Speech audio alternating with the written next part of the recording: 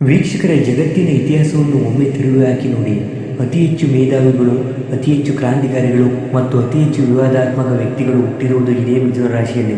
ಇವರು ಗಾಳಿಯ ವೇಗದಲ್ಲಿ ಯೋಚಿಸುತ್ತಾರೆ, ಮಿಂಚಿನ ವೇಗದಲ್ಲಿ ಮಾತನಾಡುತ್ತಾರೆ. ಆದರೆ ಇಷ್ಟೆಲ್ಲ ಪ್ರತಿಭೆಗಳು ಇದ್ದರೂ ಕೂಡ ಇವರ ಜೀವನದ ಮಧ್ಯಾದಿಯಲ್ಲಿ ಇವರು ದಾರಿ ತಪ್ಪುವುದು ಯಾಕೆ?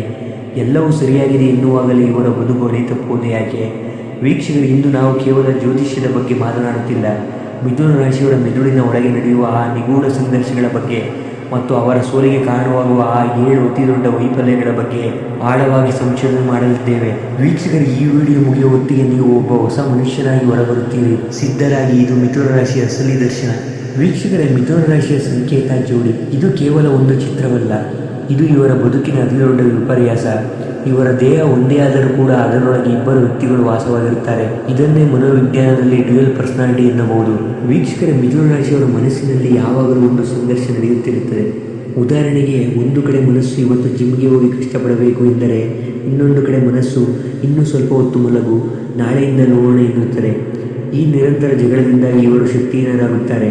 ಇವರಿಗೆ ಆಯ್ಕೆಗಳು ಎಂದರೆ ತುಂಬ ಕಷ್ಟ, ಆದರೆ ಅದೇ ಇವರ ಶತ್ರು.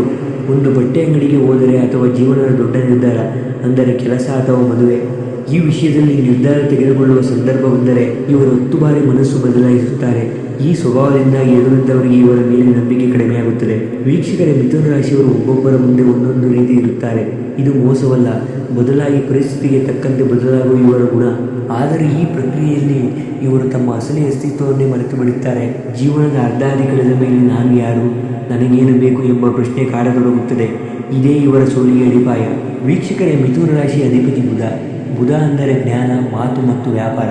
ಬುದ್ಧಿವಂತಿಕೆಯಲ್ಲಿ ಇವರನ್ನು ಸೋಲಿಸುವುದು ಅಸಾಧ್ಯ. ಆದರೆ ಅತಿಯಾದ ಬುದ್ಧಿವಂತಿಕೆ ಇವರ ಪಾಲಿಗೆ ಮುಳ್ಳಾಗುತ್ತದೆ. ಇವರು ಸುಮ್ಮನೆ ಕೂರಲು ಸಾಧ್ಯವಿಲ್ಲ, ಏನಾದರೊಂದು ಮಾತನಾಡುತ್ತಲೇ ಇರಬೇಕು.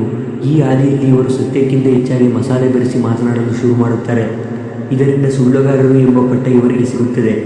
ವೀಕ್ಷಕರು, ಇವರಿಗೆ ಮಾಹಿತಿ ಎಂದರೆ ಪಂಚಪ್ರಾಣ. ಆದರೆ ಯಾರಾದರೂ ಹೇಳಿದ ಗುಟ್ಟನ್ನು ಹೊಟ್ಟೆಯಲ್ಲಿ ಇಟ್ಟುಕೊಳ್ಳುವುದು ಇವರಿಗೆ ಬೆಂಕಿಯ ಮೇಲೆ ಕುಳಿತಷ್ಟೇ ಕಷ್ಟ. ತಿಳಿಯದೆಯೇ ಇವರು ರಹಸ್ಯಗಳನ್ನು ರಟ್ಟು ಮಾಡುತ್ತಾರೆ. ಇದರಿಂದ ನಂಬಿಕಸ್ಥ ಸ್ನೇಹಿತರು ಮತ್ತು ಉನ್ನತ ಮಟ್ಟದ ಅಧಿಕಾರಿಗಳ ವಿಶ್ವಾಸವನ್ನು ಕಳೆದುಕೊಳ್ಳುತ್ತಾರೆ. ವೀಕ್ಷಕರ, ಮಿಥುನ ರಾಶಿಯವರ ಹಾಸ್ಯ ಪ್ರಜ್ಞೆ ಅದ್ಭುತ. ಆದರೆ ಆ ಹಾಸ್ಯ ಕೆಲವೊಮ್ಮೆ ವ್ಯಂಗ್ಯವಾಗಿ ಬದಲಾಗುತ್ತದೆ.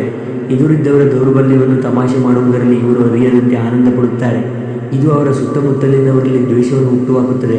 ವೀಕ್ಷಕರ, ವ್ಯಾಪಾರ ಅಥವಾ ಕೆಲಸದ ಜಾಗದಲ್ಲಿ ಇವರ ಬೆಳವಣಿಗೆಯನ್ನು ತಡೆಯುವುದೇ ಇವರ ಮಾತುಗಳು. ಮಿಥುನ ರಾಶಿಯವರನ್ನು jack of all trades, master of none ಎನ್ನಲಾಗುತ್ತದೆ. ಅಂದರೆ ಎಲ್ಲವನ್ನೂ ಅಲ್ಪ ಸ್ವಲ್ಪ ತಿಳಿದಿರುತ್ತಾರೆ, ಆದರೆ ಯಾವುದರಲ್ಲೂ ಪರಿಣಿತರಿರುವುದಿಲ್ಲ. ವೀಕ್ಷಕರು, ಇವರು ಹೊಸ ಕೆಲಸವನ್ನು ಅತಿ ಹೆಚ್ಚು ಉತ್ಸಾಹದಿಂದ ಶುರು ಮಾಡುತ್ತಾರೆ. ಆದರೆ ಆ ಉತ್ಸಾಹ ಕೇವಲ 3 ದಿನಗಳ ಕಾಲ ಮಾತ್ರ ಇರುತ್ತದೆ. ಕೆಲಸವು ಕಷ್ಟಕರವಾಗತೊಡಗಿದಾಗ, ಅದರಲ್ಲಿ ಏಕತಾನತೆ ಬಂದಾಗ ಇವರು ಬೇಸರಗೊಳ್ಳುತ್ತಾರೆ.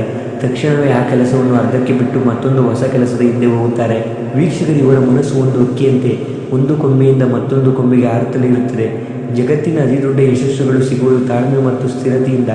ಆದರೆ ಮಿಥುನ ರಾಶಿಯವರಿಗೆ ಈ 2 ಗುಣಗಳ ಕೊರತೆ ಇರುತ್ತದೆ.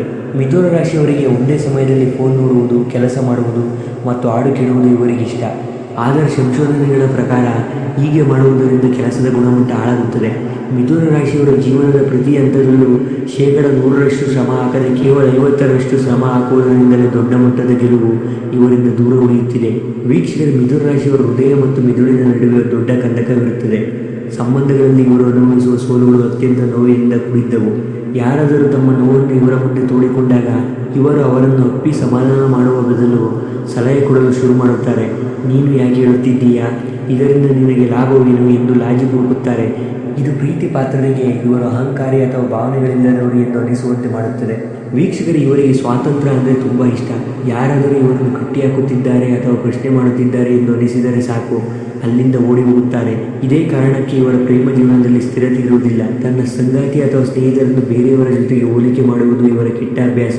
ಇರುವುದರಲ್ಲಿ ತೃಪ್ತಿ ಪಡದೆ ಅದಕ್ಕಿಂತ ಇದು ಚೆನ್ನಾಗಿದೆ ಎಂದು ಓಡುವ ಹಾದಿಯಲ್ಲಿ ಇವರು ಅಮೂಲ್ಯವಾದ ವ್ಯಕ್ತಿಗಳನ್ನು ಕಳೆದುಕೊಂಡು ಜೀವನದ ಕೊನೆಯಲ್ಲಿ ಏಕಾಂಗಿಯಾಗುತ್ತಾರೆ. ವೀಕ್ಷಕರು, ಇಷ್ಟೆಲ್ಲ ಕೇಳಿದ ಮೇಲೆ ಮಿಥುನ ರಾಶಿಯವರ ಜೀವನ ಬರೀ ಸೋಲುಗಳ ಸರಣಿಯೇ ಎಂದು ನಿಮಗೆ ಅನಿಸಬಹುದು. ಆದರೆ ನೆನಪಿಡಿ, ಜಗತ್ತನ್ನು ಆಳಿದ ಎಷ್ಟೋ ಮಹಾನ್ ವ್ಯಕ್ತಿಗಳು ಇದೇ ರಾಶಿಯವರು. ನಿಮ್ಮ ಸೋಲನ್ನು ಗೆಲುವಾಗಿ ಬದಲಿಸಲು ನೀವು ಮಾಡಬೇಕಾದ್ದು ಇಷ್ಟೇ: ನಿಮ್ಮೊಳಗಿನ ಆ 2 ವ್ಯಕ್ತಿಗಳನ್ನು ಒಂದುಗೂಡಿಸಿ.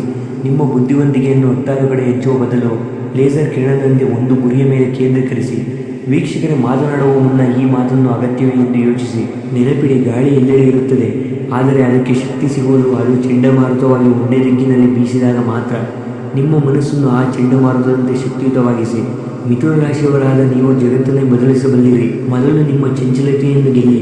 ವೀಕ್ಷಕರೇ, ಈ ವಿಡಿಯೋ ನಿಮ್ಮ ಕಣ್ಣನ್ನು ತೆರೆಸಿದರೆ ನಿಮ್ಮ ಜೀವನದಲ್ಲಿ ನೀವು ಅನುಭವಿಸಿದ ಇಂತಹ ಒಂದು ಘಟನೆಯನ್ನು ಕಮೆಂಟ್ ಬಾಕ್ಸ್ನಲ್ಲಿ ತಿಳಿಸಿ. ಹಾಗೆ ಈ ಮಾಹಿತಿ ನಿಮಗೆ ಉಪಯುಕ್ತವೆನಿಸಿದರೆ ಈ ವಿಡಿಯೋಗೆ ಒಂದು ಲೈಕ್ ಮಾಡಿ. ನಮ್ಮ ರಾಶಿ ಮಿತ್ರ ಚಾನಲನ್ನು ಸಬ್ಸ್ಕ್ರೈಬ್ ಆಗೋದನ್ನು ಮರೆಯಬೇಡಿ. ಹಾಗೆ ನಿಮ್ಮ ಮಿಥುನ ರಾಶಿಯ ಸ್ನೇಹಿತರಿಗೆ ಕೂಡ ಈ ವಿಡಿಯೋವನ್ನು ಶೇರ್ ಮಾಡಿ. ನಿಮ್ಮ ಗೆಲುವು ಇಲ್ಲೇ ಆರಂಭವಾಗಲಿ. ಧನ್ಯವಾದಗಳು.